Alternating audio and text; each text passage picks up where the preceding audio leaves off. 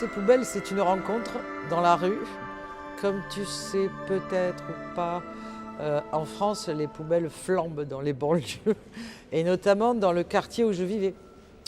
Et la première fois, c'est une rencontre avec une poubelle qui s'était comme ça, qui avait fondu et qui s'était affaissée sur elle-même, et que j'ai ramassée, j'ai nettoyée, j'ai un peu sculpté, et qui m'a paru, si tu veux, l'idée c'était que c'est à la fois la transcendance dans le geste que moi je fais, et à la fois la culture et la colère populaire. Voilà.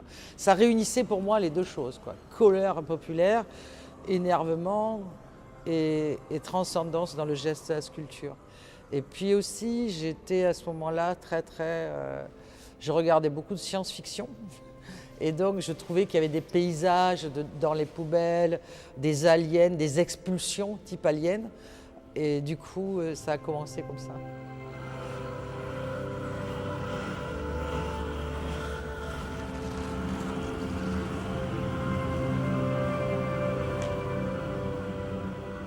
Il faut que ça garde, il y a des images d'expulsion, donc ça sorte.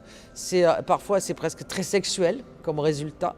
Les images ne sont pas précises, elles sont fantomatiques. Il faut que le geste corresponde à une violence, que la violence serve une transcendance dans la sculpture. Donc, ouais, tu vois, Rodin, quand on dit que Rodin, quand il faisait ses sculptures, c'était quasiment, enfin moi j'ai vu le Rodin, le Balzac de Rodin, quand il le fait, c'est comme s'il donnait un coup de poing pour avoir les orbites, les yeux. Il donne un coup de poing carrément dedans, quoi. C'est un geste extrêmement moderne et irréversible. Donc c'est ce côté irréversible, le geste, une fois qu'il est fait dans la poubelle, tu ne peux plus y toucher, ça fige tout de suite. Mais moi je tenais à ce qu'il y ait des qualités de sculpture. C'était ça la difficulté au début. Comment faire garder une poubelle, et que j'avais l'impression que quand je la sculptais, il fallait qu'on la voie encore plus comme poubelle. Il fallait qu'on voit cet objet poubelle, symptôme emblématique d'une période, et que si je l'avais simplement déplacée, on n'en voyait pas tout le trajet, la force et la violence.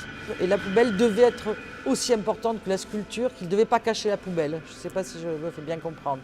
Il devait y avoir une équivalence entre objet en soi et objet sorti de soi, un peu. Ça devait arriver à ça.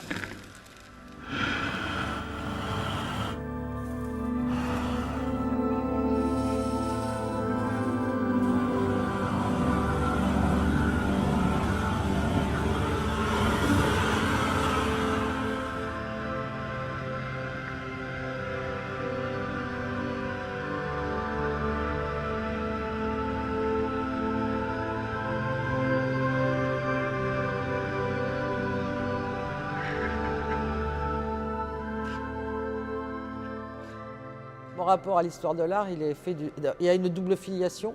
On va dire qu'il y a une filiation un peu avant-gardiste, avec des gestes, et la recherche du geste chez Fontana, chez Bourri. Moi, je suis tiraillée un peu, partagée, parce qu'il y a une dimension classique dans mon travail, puisqu'il y a une intervention de l'outil, du geste. Au fond, c'est de la sculpture avec des bosses, des creux, des volumes, de la profondeur.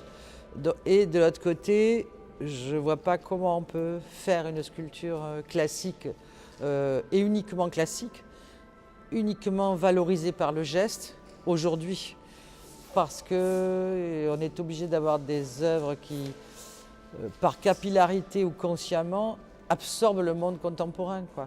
Et donc, moi, ça a été beaucoup la rue, et sa violence, mais aussi sa culture. Et ça a été beaucoup aussi les déchets, en fait. Tout ce qui devenait de la toxique, polluant. Je me suis beaucoup intéressée à ça. C'est pour ça que j'ai travaillé avec des objets mais qui étaient en amont, avant même d'être utilisés, ou des matières qui étaient déjà des déchets, en fait. Voilà.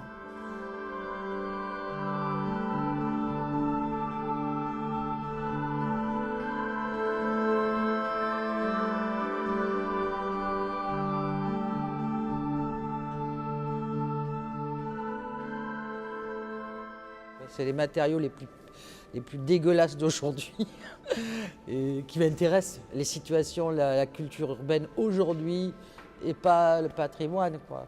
Ouais, franchement, oui, c'est ça. C'est ton projet de demain, ça? Oui, mon projet de demain, c'est de rester toujours aujourd'hui. Parce que c'est un peu retour vers le futur, c'est mon goût pour la science-fiction. Oui, absolument.